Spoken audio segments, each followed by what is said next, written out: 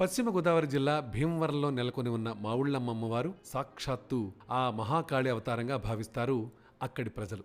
పూర్వం ఈ చుట్టుపక్కల అంతా మామిడి తోటలు ఉండేవట. అందుకే ఈ అమ్మవారిని మావుళ్ళమ్మ, మామిడి చెట్లలో ఉన్న అమ్మ అనేవారని కొందరి కథనం. ఇంకొందరు చెప్పేది ఏంటంటే, ఈ చుట్టుపక్కల ఉన్న ఊళ్ళన్నిటినీ చల్లగా కాపాడే తల్లని ప్రతివారు మా ఊళ్ళకి అమ్మ అనేవారు.